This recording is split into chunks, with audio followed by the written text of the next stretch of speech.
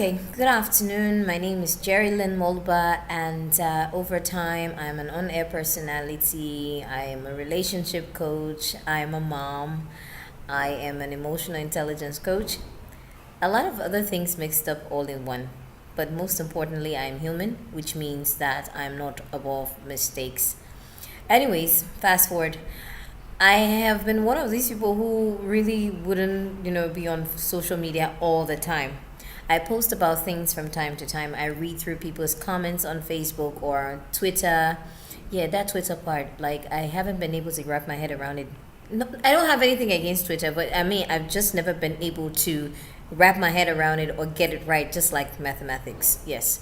But I read people comments all the time and I read stories all the time and I'm wondering, okay, what's going through this person's mind? Is this person in a troubled relationship? Is this person having it all rosy and things like that? So I came across a post recently about 2 or 3 days ago, and someone was talking about the fact that our men are not romantic. When I say our men, I mean like African men are not romantic. Here I am, I'm stuck between two worlds, basically. I am Liberian and live here in Nigeria. I've lived here for years, and having the dynamics there just two different things. But then African brothers are African brothers because there's one thing I know in common. Like, I was talking to my auntie the other day, and she was like, "Oh, that's a woman's responsibility. As a woman, there's so much that's expected of you. You work, you go to work, you cook. Yes, that cooking part. But that's not why I'm doing this video, by the way. I still can't get the part why you have to be the one cooking all the time. Two of us would go out in the morning, come back in the evening, then you do the cooking. So it's as if is cooking is for women. But with that being said, I thought of, the fact that the comment said African men are not romantic. And I started to wonder, what's your definition of romance? Because, say, for example, there are different love languages, and there are people who would see someone who spends time with them as romantic. There are others who would see buying of presents as romantic. There are others who would see service, yes, as romantic. Say, for example, there are people who are very thoughtful. Maybe you're back from work and they're cleaning the dishes. For someone, that's romantic. So, what is the African woman's definition of romance? Because a lot of times we say, "Oh, he's romantic, he's so sweet," and we see these things in the movies. These people are acting according to a script. Yeah.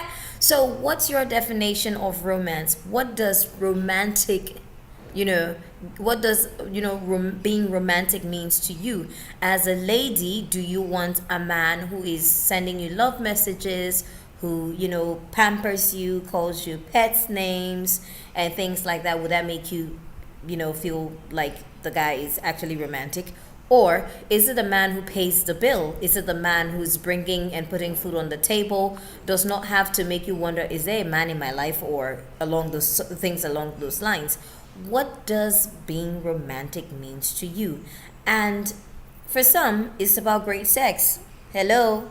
The guy who comes on and bring everything, he's doing it and he's getting it right, or she's getting it right. But since in this context we're not talking about the women, we're talking about men today. But then again, are there our brothers who really want a woman who is romantic? So, gentlemen, I know they always say the way to the man's heart is through his belly.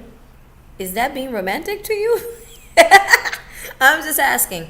But I've really been thinking about it because I had a conversation with a friend once, and she was saying that, have you ever wondered what the African woman, considers being romantic?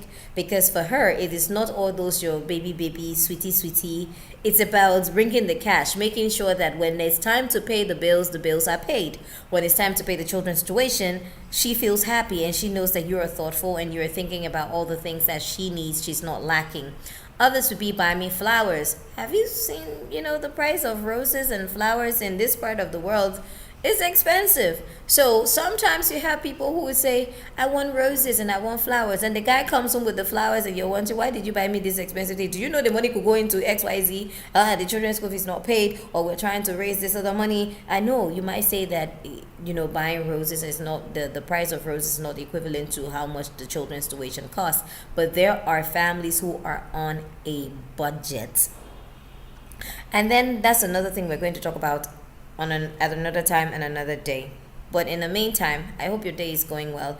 And no matter what your relationship stage is at, never compare your relationship with anyone else's. I've had to learn something about that of recent, where there's just something that your partner has that other people don't have, or the next person's partner does not have. There are things that your friend is dealing with in her relationship that is killing her, that you are not dealing with. Some people are in abusive relationship. He knocks your head out, you probably pass out. Or some people are in relationships where they're in sexless marriages because they're just there. They haven't done none for a couple of years now, even months now. There is no love in that relationship. Yes, they're getting all the material things that they want, they desired, but then again, once they got to that point, they realized that it was not just about the material things. Others may have said, you know what, I thought abstinence was it, but then we got married. After we got married, we abstained and all, and then here we are today.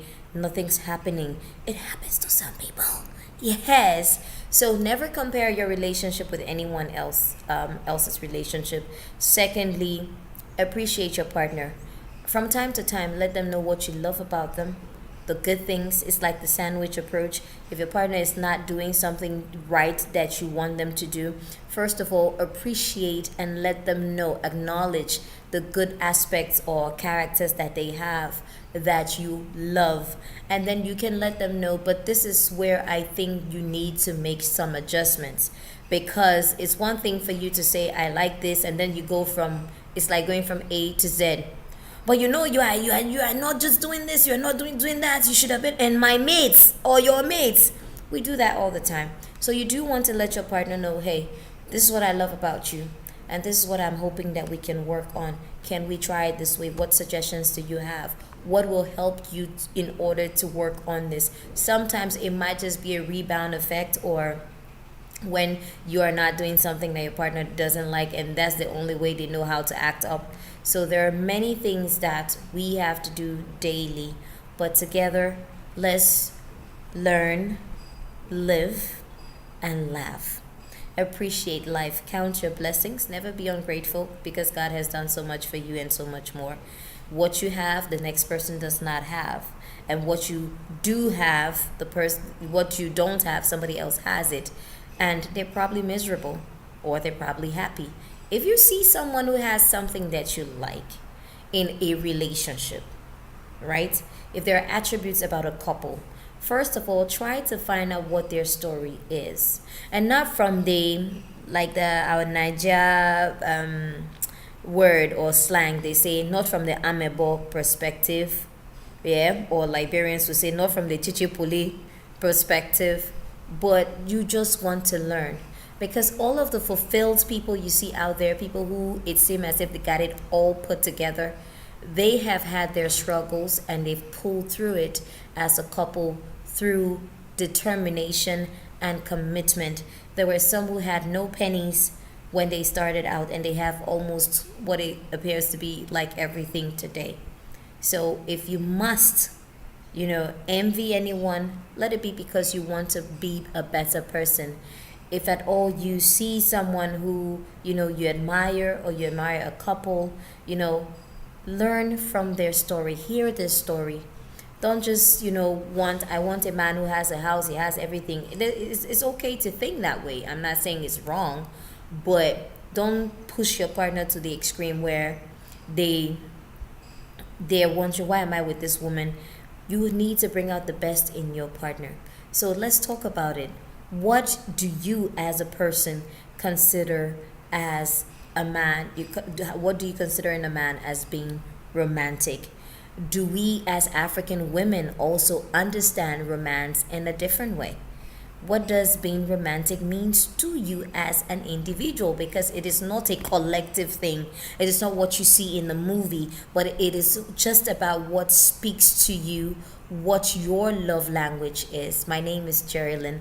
Until next time, you have a wonderful, wonderful day wherever you are in the world. And like I said earlier, together, let's learn, laugh, and love. Have a wonderful afternoon.